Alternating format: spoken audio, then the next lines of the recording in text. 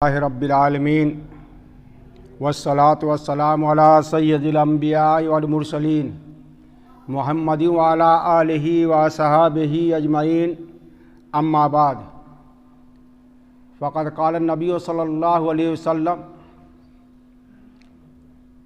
फ़क़द रवा उम्मु सलमत रज़ियल्लाहु तआला अन्हा क़ालत कान अहब्ब शुहूर इला रसूलिल्लाहि सल्लल्लाहु अलैहि वसल्लम अन यसूमहु शाबान सुम्मा यसिलहु बिरमज़ान रवाहु अबू दाऊद। ये रमज़ान का जो महीना है उससे पहले वाला जो महीना हमारा शाबान का, और इससे पहले वाला जो है वो रजब का। इन तीनों महीनों में एक बड़ी रूहानी मुनासबत है। जब अल्लाह के रसूल सल्लल्लाहु अलैहि वसल्लम रजब का चाँद देख लेते थे तो दुआ करते थे, अल्लाहुम्मा बारिक लना फ़ी रजब व बल्लिगना शाबान व रमज़ान। रजब ही से आप सल्लल्लाहु अलैहि वसल्लम रमज़ान की तैयारी और रमज़ान का एहतमाम शुरू कर देते थे। अल्लाहुम्मा बारिक लना फ़ी रजब व बल्लिगना शाबान व रमज़ान। और ये अभी हदीस मैंने जो पढ़ी है कि हज़रत उम्मे सलमा रज़ियल्लाहु तआला अन्हा रवायत करती हैं कि अल्लाह के रसूल सल्लल्लाहु अलैहि वसल्लम को सबसे ज़्यादा महबूब जो महीना था जिसका आप रोज़ा रखते थे वो शाबान का था। यहाँ तक कि आप रोज़ा रखते रखते रमज़ान से इसको मिला देते थे, जिसका रोज़ा फ़र्ज़ है तमाम मुसलमानों पर। हज़रत आयशा सिद्दीक़ा रज़ियल्लाहु तआला अन्हा फरमाती हैं कि मैंने अल्लाह के रसूल सल्लल्लाहु अलैहि वसल्लम को रमज़ान के अलावा किसी और महीने का पूरा रोज़ा रखते नहीं देखा, और शाबान से ज़्यादा रोज़ा रखते हुए किसी महीने में नहीं देखा मैंने। तो आप सल्लल्लाहु अलैहि वसल्लम रमज़ान से पहले शाबान का बहुत एहतमाम करते थे। गोया कि ये पूरा महीना आप सल्लल्लाहु अलैहि वसल्लम रोज़ा रखते थे। यसूमहु मुतताबिआइन शहरैन, शाबान व रमज़ान है कि आप दोनों महीने का पै दर पै रोज़ा रखते थे। यह भी रवायत है, यह बुखारी की, मुस्लिम की, अबू दाऊद की, तिरमिज़ी की, ये सब रवायतें हैं। मतलब यह है कि अल्लाह ताला ने हमें शाबान जैसा अजीमुश्शान महीना, जिसको शाबानुल मुअज़्ज़म कहा ही जाता है, यह महीना अता किया है। यह पूरा एक महीना रमज़ान की तैयारियों के लिए है। आप सल्लल्लाहु अलैहि वसल्लम रोज़ा रखते थे, आपको ताकत थी। एक नबी को 40 जवान बहादुर ताकतवर तरीन मर्द के बराबर ताकत होती है। तो आप सल्लल्लाहु अलैहि वसल्लम को बेपनाह ताकत थी। इतनी ज़बरदस्त ताकत थी कि अरब का सबसे ज़्यादा मशहूर पहलवान रुकाना, जो किसको कोई पछाड़ नहीं सकता था, उसने चैलेंज किया आप सल्लल्लाहु अलैहि वसल्लम को। तो आपने कहा कि अगर मैं तुमको पछाड़ दूंगा तो क्या करोगे? तो कहा कि 300 मेरी बकरियां, उसमें से 100 बकरियां आपको दे दूंगा। आपने कहा कि चलो, और उसको तसौना आपने उसको पकड़ा और फौरन पटक दिया। उसको समझ में नहीं आया कि मैं कैसे पटका गया। कहा कि नहीं, अब सही नहीं है, सही नहीं है, दोबारा लड़ेंगे, फिर 100 बकरी दूंगा मैं। तो आपने दूसरी दफा चश्मे जदन यानी पलक झपते ही उसको पटक दिया। फिर कहा कि नहीं, मैं नहीं मानूंगा, मैं नहीं मानूंगा। कहा तीसरी मर्तबा फिर आपने उसको फौरन पटक दिया, 300 बकरियां, और कहा कि अल्लाह के रसूल, मैं यकीन कर चुका हूं कि आप अल्लाह के नबी हैं, अल्लाह के रसूल है, वरना मेरी ताकत 1000 बहादुरों के बराबर है। और वो ईमान लिया। उनके लड़के भी बहुत बड़े पहलवान थे। अल्लाह के रसूल सल्लल्लाहु अलैहि वसल्लम ने इस्लाम की दावत के लिए पहलवानी भी की है, इस्लाम फैलाने के लिए शेर व शायरी का मुकाबला भी करवाया है। तो आप इंसान थे और इंसानों के मिजाज को समझते थे। आपका जो मकाम है, आपके बराबर कोई बलगल वाला बेकमाल ही, कसवत दुजा बेजमाल ही, हसनत जमी व खिसाल ही, सल्लू अलैहि व आलिही, आम हम जैसे इंसान नहीं थे, बशर थे लेकिन हमारे जैसे बशर नहीं थे। सिफत नबूवत से मुत्तसिफ, अल्लाह के सबसे ज्यादा महबूब, आपका पूरा जिस्म इंसानी नजासत से पाक, मुनक्कह, मुबर्रह, हर ऐब से, ज़ाहिरी बातिनी तमाम ऐब से पाक था। तो मैं ये अर्ज कर रहा था कि शाबान का महीना जो था, अल्लाह के रसूल सल्लल्लाहु अलैहि वसल्लम पूरे रमज़ान के तैयारी के लिए पूरे शाबान का रोज़ा रखते थे। और इसको यूँ समझ लीजिए कि जैसे किसी मुल्क पर हमला करना होता है तो फौजी मश्क होती है, शैतान के वसवसे से भरे हुए दिल पर रमज़ान के असर को मुरत्तब करने के लिए, शैतानी फौज को शिकस्त देने के लिए और नफसानी ख्वाहिशात को तोड़ने के लिए अल्लाह ताला ने रोज़ा रखा है। और हम फौरन रमज़ान में रोज़ा रखते हैं और रमज़ान से पहले तमाम लहव लईब में तो हमारा दिल आमादा नहीं होता है, इसलिए बुराइयां छोड़ने में रमज़ान का आधा हिस्सा चला जाता है। इसलिए मश्क होती है फौजों की कि रमज़ान की तैयारी इतना मुहिम और इतना अजीम महीना है रमज़ान का, एक ख़ास सेल है, ऑफर है अल्लाह ताला की तरफ से, सवाबों की ऑफर है, सेल लगा हुआ है, सब चीज़ का सवाब बढ़ जाता है। नफल फ़र्ज के बराबर सवाब मिलता है, एक फ़र्ज पढ़िए 70 फ़र्ज का सवाब मिलता है। तो रमज़ान इतना मोहतम बिशान अजीमुशान कदर व मंजिलत वाला है कि अल्लाह ताला ने रमज़ान का नाम कलाम पाक में लिया है। शहर रमज़ान अल्लज़ी उनज़िल फ़ीहिल कुरान, किसी महीने का नाम अल्लाह ताला ने कलाम पाक में जिक्र नहीं किया। और रमज़ान की अज़मत का यह हाल है कि अल्लाह ताला ने रमज़ान के महीने में कुरान नाजिल किया। कुरान हमारा दस्तूर है, उसूल है, अल्लाह का कानून है, इसी के मुताबिक हमारा पूरा निज़ाम ज़िंदगी मुरत्तब करने का हुक्म दिया गया। इससे अगर हट के करेंगे अल्लाह क्या मकबूल नहीं है। तो जिस मुल्क का अपना आइन और दस्तूर होता है वो मुल्क जश्न मनाते। 26 जनवरी देख लीजिए, हमारे मुल्क का आइन नाफिज किया गया, तो इस आइन के नाफिज करने का जश्न हम हर साल 26 जनवरी को मनाते हैं कि हम अपना मुल्क और अपना आइन, तो हमारा आइन कुरान है और रमज़ान में नाजिल किया गया। अल्लाह की वो किताब जो क़यामत तक हमारी रहनुमाई के लिए अल्लाह ने नाजिल की और बगैर किसी ज़बर ज़ेर नुक्ते के फ़र्क के क़यामत तक करोड़ों दिलों में अल्लाह ने महफूज रख दी ताकि कोई इसमें कतर बेबंद न कर सके। ला यातीहिल बातिलु मिन बैनि यदैहि वला मिन खल्फिही,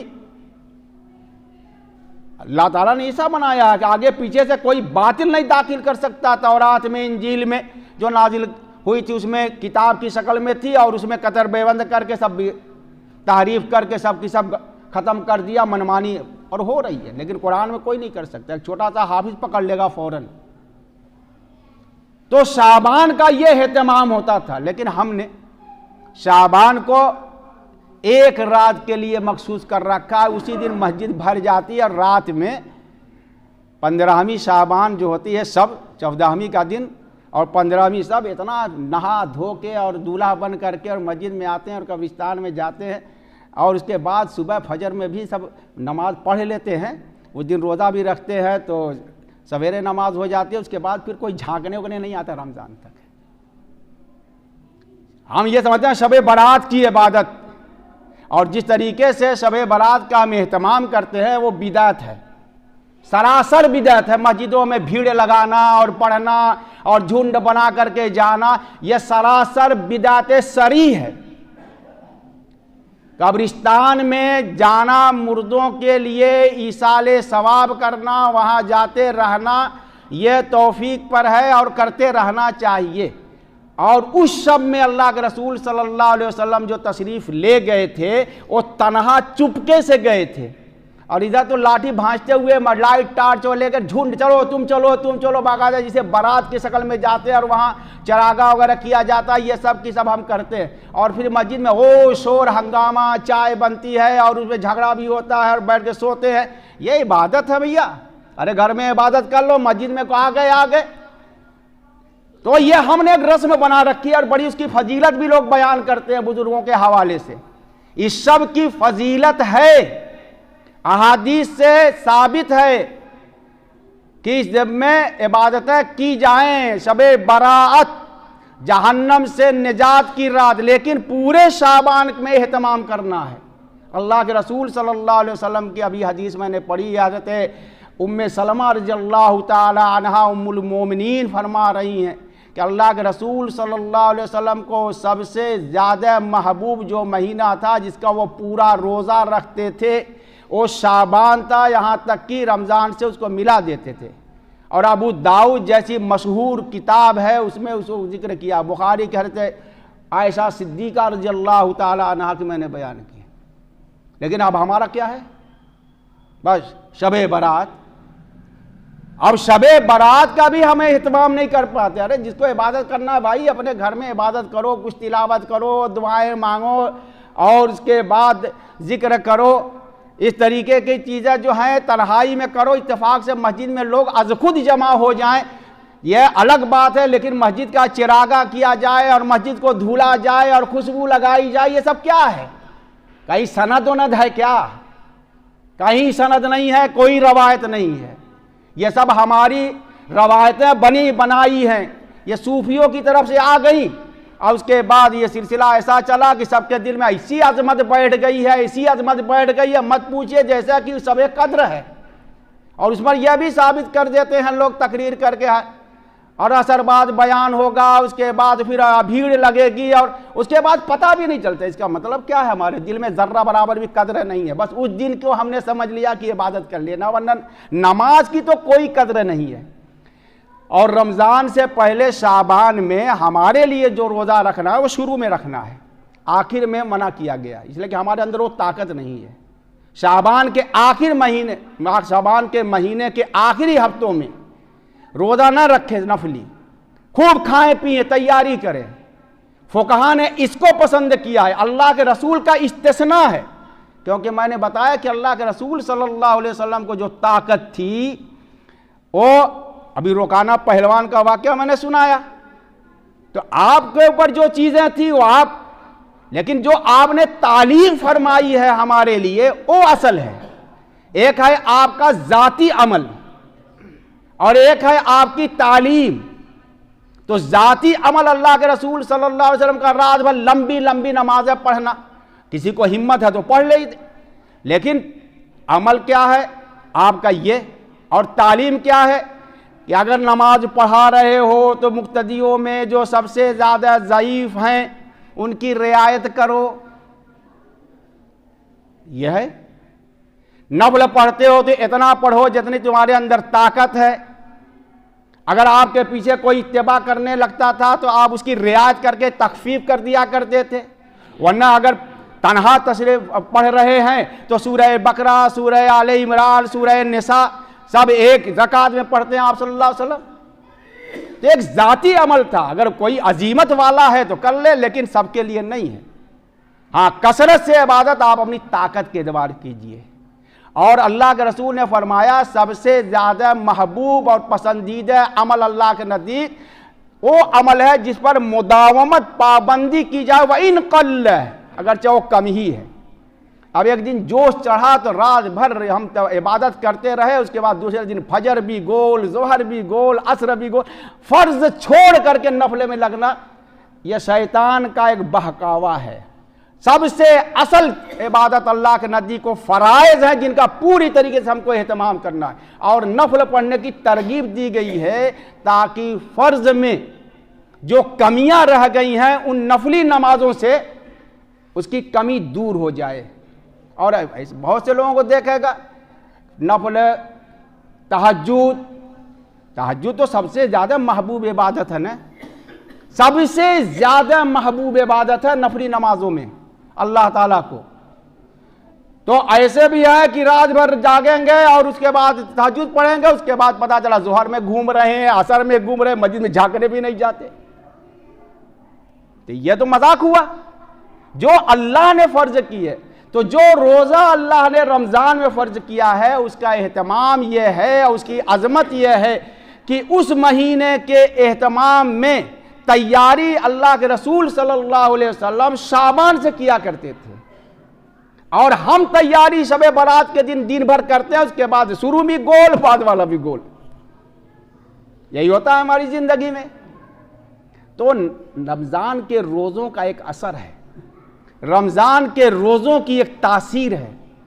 वो तासीर उस वक्त होगी जब हमारा दिल उसे कबूल करने के लिए तैयार होगा। और कबूल कब होगा? जब हम पहले ही से गुनाहों को छोड़ने के लिए तैयारी कर देंगे और मेहनत करेंगे और दिल को आमादा कर लेंगे कि अब तुम्हारी इस्लाह का वक्त आ रहा है, अभी से तुम लग जाओ, शैतान के वसवसे को दूर करो, हटाओ। उसके बाद रमजान में जैसे ही हम दाखिल होंगे अल्लाह की बरकतें हम पर नाजिल होना शुरू हो जाएगी, क्योंकि दिल पहले से आमादा है। ये तो हम तैयारी करते नहीं।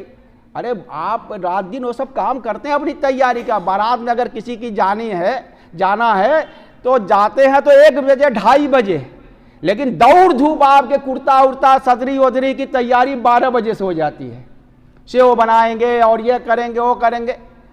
क्यों? उसकी अहमियत है कि मैं बारात करने जा रहा हूं।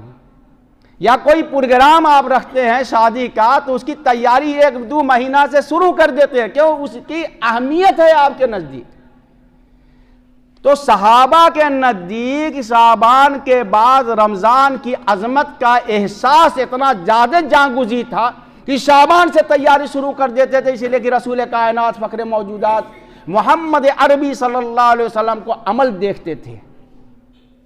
तो भाई आज 6-7 रमज़ान, मेरे ख्याल में 6 रमज़ान वही शाबान है, शाबान की 5 या 6 तारीख है। तो अभी हमारे पास वक्त है, हम अपने दिल को आमादा करें, कोशिश करें कि नमाज की पाबंदी कम से कम। अगर रोज़ा नहीं रख सकते, चलो हिम्मत नहीं है, हालांकि दिन अभी छोटा है तो नफली रोज़ा शुरू कर दें, 20 के बाद न रखें, खूब खाए पिए, लेकिन नमाज की एहतमाम अभी से शुरू कर दें, मस्जिदों में आना, ताकि उस बागी दिल को, उस अल्लाह की कुदरत से बेगाना दिल को हम आमादा करें मस्जिद में आने का, ताकि रमज़ान का पूरा फायदा हमें हासिल हो, जो बरकतों से, रहमतों से, मग़फ़िरतों से भरा हुआ है। अल्लाह ताला हमें शाबान ही से रमज़ान की तैयारी की तौफीक अता फरमाए।